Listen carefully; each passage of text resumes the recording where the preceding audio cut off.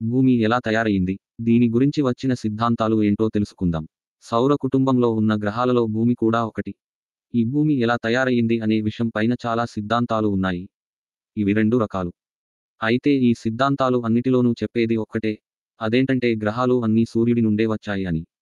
మొదటి రకమైన సిద్ధాంతం ప్రకారం సూర్యుడిని దగ్గర నుండి ఏదైనా నక్షత్రాలు ఢీకొనటం వల్ల కానీ, లేకపోతే సూర్యుడి బయట నుండి ఏదైనా గురుత్వాకర్షణ శక్తి అంటే గ్రావిటీ వల్ల సూర్యుడి నుండి గ్రహాలు బయటకి వచ్చాయి.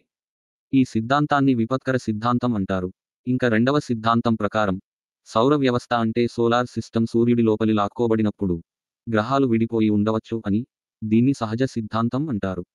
అయితే కాంట్, లాప్లేస్ అనే ఇద్దరు ఒక కొత్త సిద్ధాంతాన్ని చెప్పారు. దాన్నే నెబ్యులార్ హైపోథెసిస్ అంటారు. ఈ హైపోథెసిస్ ప్రకారం ఒక పొడవాటి నెబ్యులా గిరగిరా తిరుగుతూ ఉండేది. ఇలా తిరుగుతూ ఈ నెబ్యులా కృశించుకోవటం మొదలుపెట్టింది. దీంతో మొత్తం పదార్థం మధ్యలోకి రావటం మొదలుపెట్టింది. దీంతో ఈ నెబ్యులా వేగం మరింత పెరిగింది. లోపల పెరుగుతున్న వేగానికి సమానంగా బయట పదార్థాలు కూడా వేగాన్ని పెంచాయి. అంటే బయట ఉన్న సెంట్రిఫ్యూగల్ ఫోర్సు అలాగే లోపల ఉన్న గ్రావిటీ ఫోర్సు రెండు సమానం అయ్యే వరకు అని అర్థం. ఈ క్రమంలో లోపల పదార్థం దగ్గరగా అవుతుంటే బయట పదార్థం రింగు ఆకారంలో తయారు అయ్యాయి. ఆ రింగుల్లో ఉన్న పదార్థం మళ్ళీ కృశించి గ్రహాలు, ఉపగ్రహాలు లాగా మారాయి అని ఈ సిద్ధాంతం చెప్తుంది. అయితే సౌర వ్యవస్థ యొక్క వేగం గ్రహాల్లో ఉంది కానీ సూర్యుడిలో లేదు అని తేల్చి చెప్పటం వల్ల ఈ సిద్ధాంతాన్ని తిరస్కరించారు. భూమి ఎలా తయారయింది అనే విషయానికి పైన వచ్చిన మరో సిద్ధాంతం ప్రోటో ప్లానెట్ సిద్ధాంతం. దీని ప్రకారం కొద్దిగా సమానంగా ఉండి నెమ్మదిగా తిరిగే ఒక చక్రం ఆకారంలో ఉన్న నెబ్యులా ఒకటి సూర్యుడి మధ్య నుండి అంటే సూర్యుడి ఈక్వేటర్ నుండి బయటకి వ్యాపించింది.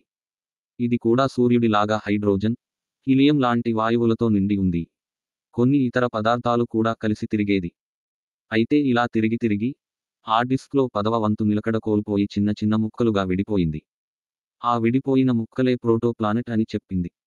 ఈ ప్రోటో ప్లానెట్లో ఉన్న బరువైన పదార్థాలు నెమ్మదిగా ఒకచోట చేరుకుని గట్టిబడి గ్రహాలు అయ్యాయి అని, ఆ వాయువులు కలిసి వాతావరణం ఏర్పడింది అని చెప్పింది ఈ సిద్ధాంతం. ఇలాంటిదే ఇంకొక సిద్ధాంతం బైపేరెంటల్ సిద్ధాంతం. అంటే సూర్యుడు తిరుగుతూ ఉంటే ఒక నక్షత్రం సూర్యుడి పక్క నుండి వెళ్లి సూర్యుడిలోని కొన్ని పదార్థాలను బయటకి లాగేసింది. ఆ నక్షత్రం వెళ్ళిపోయాక బయటకి వచ్చిన పదార్థాలు గట్టిగా అయ్యాయి. ఈ ప్రయాణంలో వారికి తిరిగే శక్తి కూడా వచ్చింది అని చెప్పబడింది. ఇంకా ఇలాంటివి చాలా ఉన్నాయి. అయితే ఈ మధ్య బిగ్ బ్యాంగ్ సిద్ధాంతం ప్రకారం సౌర వ్యవస్థ అంతా ఒక నెబ్యులా పెలిపోవటం వల్ల ఏర్పడింది అని చెప్పారు. దీన్ని కొంతవరకు అంగీకరించారు.